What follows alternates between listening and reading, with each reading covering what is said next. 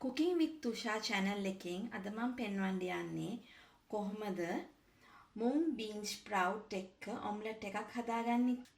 This video is going to show you how to make omelette with Mung Bean Sprout. මෙතන තියෙනවා බිත්තර 5ක්, Mung Bean Sprout ටිකක් අරන් තියෙනවා, cheese ටිකක් තියෙනවා, සූදුරු කුඩු ටිකක් තියෙනවා, ලුණු, කෑලි මිරිස්,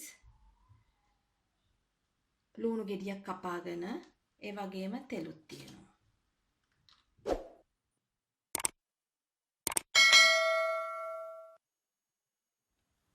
බිත්තර එකට ලුණු, Mung Bean Sprout,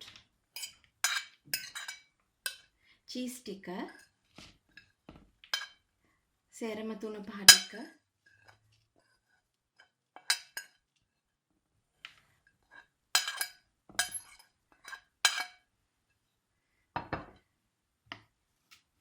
මේක හොඳට මික්ස් කරගන්න ඕන.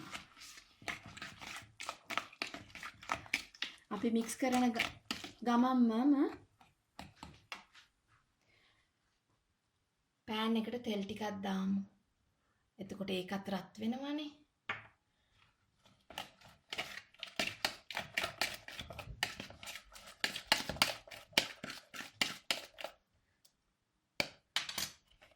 මේක හොඳට මික්ස් කරගෙන පෑන් එක රත් වුණාට පස්සේ මේක දානවා මේකට.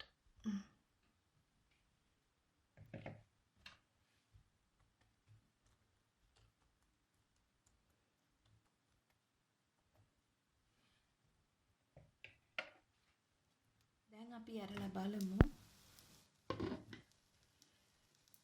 එක පැත්තක් බැදිලා ඇති. මේ පැත්ත බැදිලා ඇති.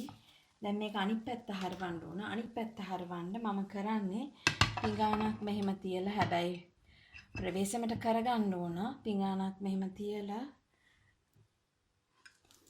මේ විදිහට අනිත් පැත්ත හරවලා ඊට පස්සේ මෙහෙම හිමින් සැරේ මේක තල්ලු කරනවා. එතකොට ඔම්ලට් එක කැඩෙන්නේ නැහැ.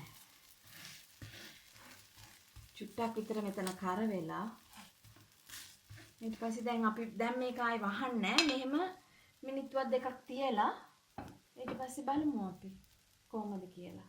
දැන් ඔම්ලට් එක හරි. දැන් අපි මේකට බාගමු.